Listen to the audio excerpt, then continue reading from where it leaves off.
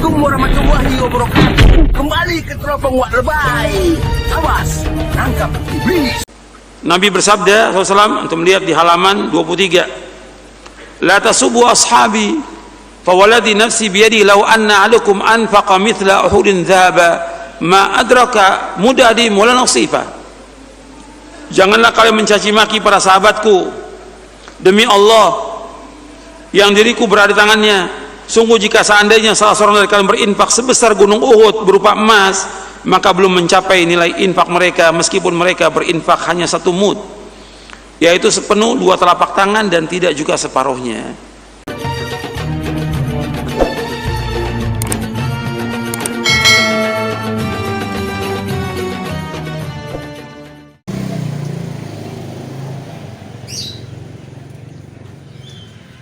Bismillahirrahmanirrahim.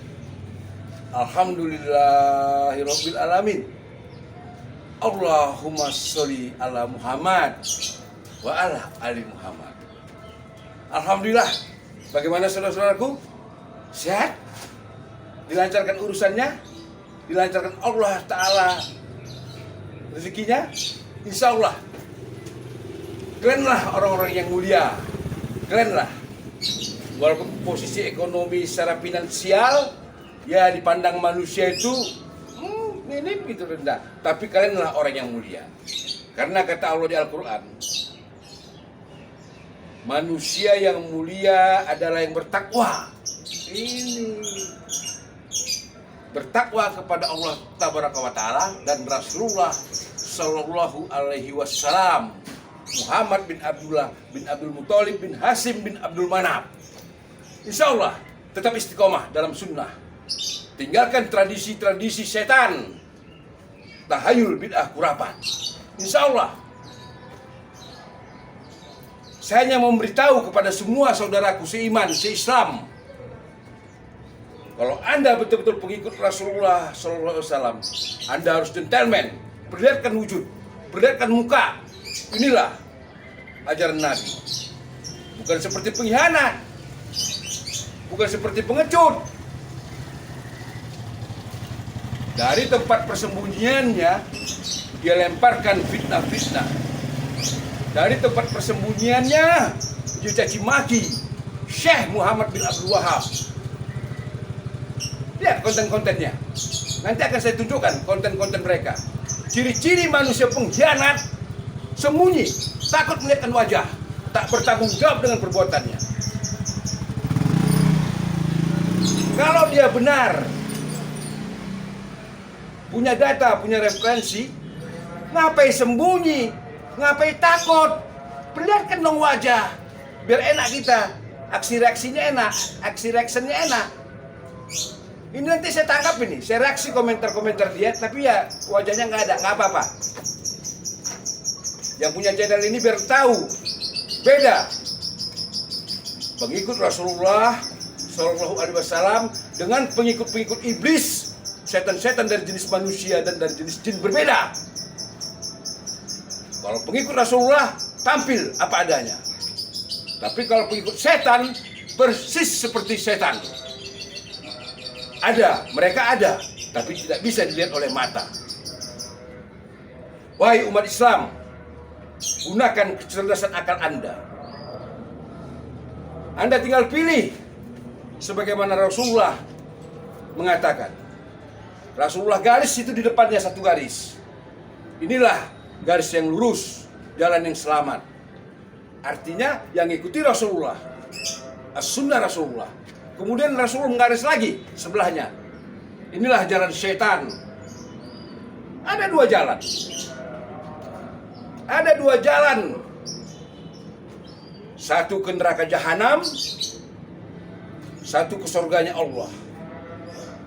Dan tinggal pilih pengikut Rasulullah Muhammad bin Abdullah bin Abdul Muthalib bin Hasim bin Abdul Manaf, atau pengikut setan laknatullah. Setan itu nggak kelihatan dia, tapi nyata adanya.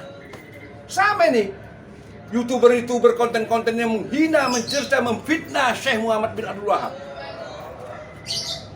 Mereka tidak memperlihatkan wajah, mereka bersembunyi. Inilah pengkhianat yang nyata. Tahu Bandung. agar tak lebih panjang saya bicara, mari kita lihat dulu channelnya. Kita dengar komentar-komentarnya. Terbongkarlah pemilik suara channel Petua Kiai. Ternyata dia itu orang Syiah, penebar kedengkian, menghasut umat Islam untuk membenci ulama Ahlus Sunnah dan ingin memecah belah umat Islam. Berhati-hatilah wahai saudara kaum muslimin, jangan terpengaruh dengan channel Petua Kiai ini. Itulah sifat buruknya orang Syiah.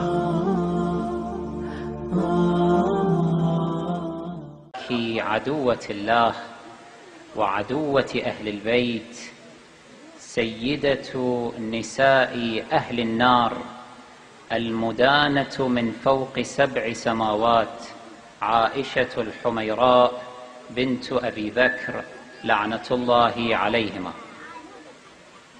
يصعب علينا وعلى كل شخص أن يعدد جرائم هذه المرأة الخبيثة، أن أثبت أن عائشة بنت أبي بكر اليوم في النار، بل هي في قعر جهنم. عائشة اليوم والآن في هذه الساعة هي في جهنم. عرف بأن عائشة ملحدة ظالمة كافرة لأنها بهتت رسول الله واتهمته بأنه قد سحر، ضاهت بهذا قول الكفرة المشركين، وما دامت ملحدة كافرة مشركة ظالمة فهي بالنار. إذن عائشة اليوم في النار تأكل الجيف. هكذا يثبت أن عائشة في النار، ولا تأكل الجيف فقط. أستطيع أن أقول هكذا أن عائشة اليوم في النار معلقة من رجليها بالمقلوب الآن عائشة، ولا تأكل فقط الجيف وإنما تأكل لحم جسدها، هي تأكل لحم جسدها الآن. إذن عائشة اليوم في النار تأكل الجيف. هكذا يثبت أن عائشة في النار، ولا تأكل الجيف فقط. أستطيع أن أقول هكذا أن عائشة اليوم في النار معلقة من رجليها بالمقلوب الآن عائشة، ولا تأكل فقط الجيف وإنما تأكل لحم جسدها، هي تأكل لحم جسدها الآن. Dilansir dari pwmu.co, akhir-akhir ini organisasi Islam Muhammadiyah kerap kali dirugikan oleh ulah perbuatan para Wahabi Salafi Indonesia. Pasalnya, para petinggi Wahabi Salafi ini beserta jamaahnya selalu membuat gaduh dan kontroversial melalui fatwa-fatwanya yang menyimpang dari syariah Islam. Berbagai fatwa dan pernyataan kontroversial menyudutkan serta menyesatkan umat Islam dengan kedok Al-Quran dan As-Sunnah menjadi tontonan negatif masyarakat Indonesia. Bukan hanya bermanuver dengan penyesatan dan pembid'ahan, para dai Wahabi Salafi kerap kali menyerang berbagai tokoh ulama terpandang yang berbeda dengan mereka dengan label negatif keluar dari ajaran Islam.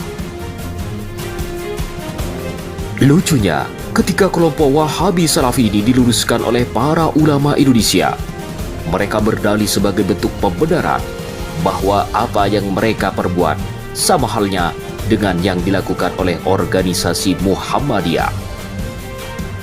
Tentunya, hal semacam ini sangat merugikan terhadap organisasi besar Muhammadiyah yang selama ini menjunjung nilai-nilai tawasun, menghormati segala bentuk perbedaan. Maka, untuk menghindari fitnah Wahabi Salafi yang semakin menjadi-jadi ini, akhirnya Ketua Umum Muhammadiyah, Profesor Haidar Nasir, angkat bicara. Melalui pernyataan resminya, Profesor Haidar Nasir secara tegas menolak semua klaim dusta para Wahabi Salafi yang selama ini menyamakan kelompoknya dengan paham Muhammadiyah. Dengan tegas, menggunakan narasi ilmiah, argumentatif, Profesor Haidar Nasir membeberkan semua fakta yang membedakan antara Muhammadiyah dengan Wahabi Salafi. Udah dengar kan komentarnya? Ada kalian lihat wajahnya? Ada kalian lihat fisiknya? Enggak. Suaranya saja. Audio yang kedengaran. Audio. Visualnya nggak ada. Visualnya nggak ada. Itukah disebut pemberani? Orang kayak gini kan disebut pemberani. Kalau dia berani karena kebenaran, dia pasti tunjukkan wajahnya. Siapa takut kalau dia benar? Tapi para pendongeng, pemfitnah, menyebarkan kebencian, memecah belah umat Islam, ya kayak ini. Suaranya saja yang kedengaran, wajahnya nggak kelihatan. Masihkah percaya dengan orang seperti ini? Masihkah kalian semua percaya dengan komentar-komentarnya? Memang semuanya kembali kepada kalian semua ya saudaraku seiman seislam. Tapi cobalah gunakan akal Anda yang sehat. Kalau dia benar, kenapa nggak dia tunjukkan wajahnya? Karena dia salah takut, bersembunyi dalam kegelapan. Ya itulah ciri-ciri pengikut setan, laknatullah. Insya Allah kalian semua benar dalam perlindungan Allah Azza wa Jalla. Ya Rabbku, lindungilah manusia-manusia, hamba-hambamu yang mencintai Rasulmu, mengikuti sunnah Rasulmu. Cintailah mereka dalam perlindunganmu yang sempurna, dimanapun mereka berada. Murahkan rezekinya ya Allah. Beri dia rahmat, beri mereka rahmat ya Allah. Insya Allah yang hak pasti menang. Insya Allah. Wassalamualaikum warahmatullahi wabarakatuh. Ada seorang ustadz ahli syubhat, saya singkat UAS. Oh, saya dituduhnya jangan dengarkan ceramah Ustaz Somad, dia itu penyebar syubhat. Maka para dai Asy'ariyah, dai yang menyuarakan bid'ah macam Ustadz Abdus Somad. Salafi tak suka sama saya. Alhamdulillahi Rabbil Alamin.